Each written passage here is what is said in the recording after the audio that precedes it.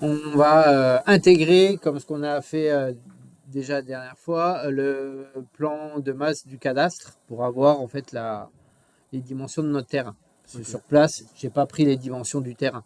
Mais comme on a déjà fait sur l'activité 1, malin le lynx, vous allez pouvoir le faire là. Sauf que ceux qui vont travailler avec Revit 2021 vont pouvoir intégrer directement le PDF et pouvoir s'accrocher dessus. Sur le 2026, c'est un peu différent, je ne sais pas trop pourquoi. Donc, on va dans Insérer, importer le PDF et puis vous allez aller chercher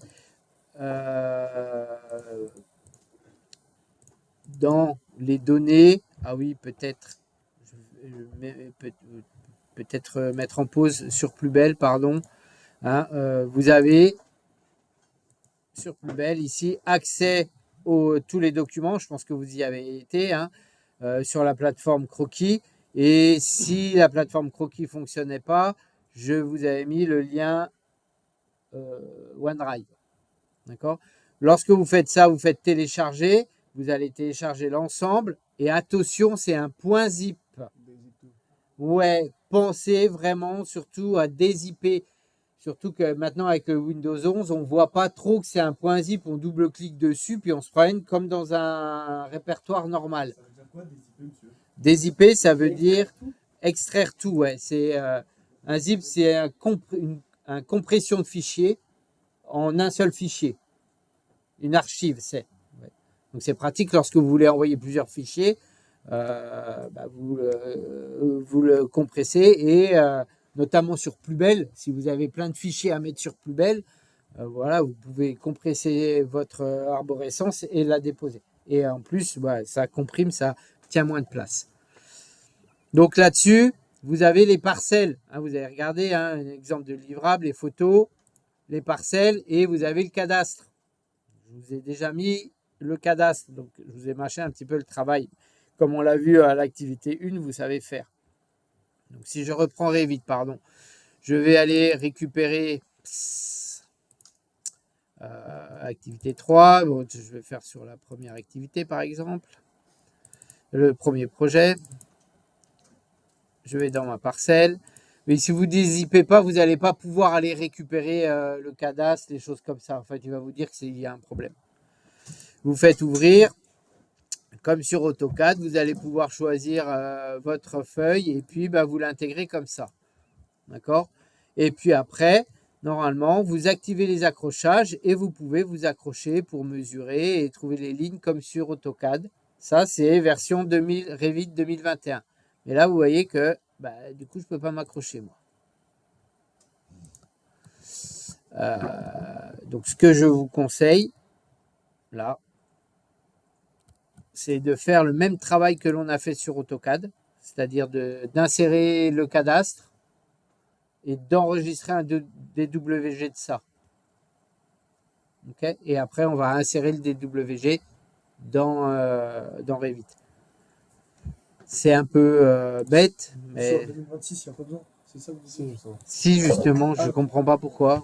On peut que sur 21, mais pas sur 2026. Ouais, ou peut-être de 2022 et autres, mais je sais que ça fonctionnait, mais là, voilà. Okay. Voilà, alors, c'est pas énorme, hein, mais voilà, PDF importé. On prend le cadastre, ça vous savez faire, hein. Tac, tac, on le met à l'échelle. Pour le mettre à l'échelle, ouais, je le vois plus, ok. Hop. Ouais, mais si je fais trop de raccourcis clavier, vous voyez pas après aux vidéos.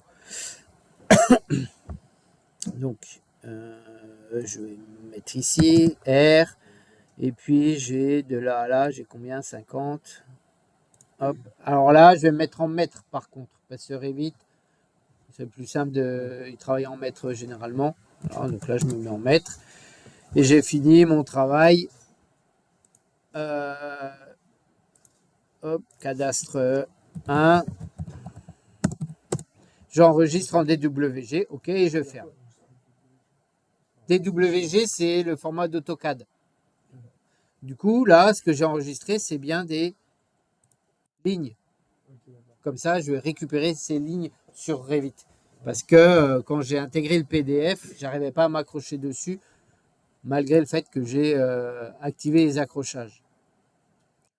Bon, je retourne sur mon Revit et puis là, je vais faire importer CAO. CAO, conception assistée par ordinateur. Alors, mettez bien importer, hein, parce qu'il y a lier.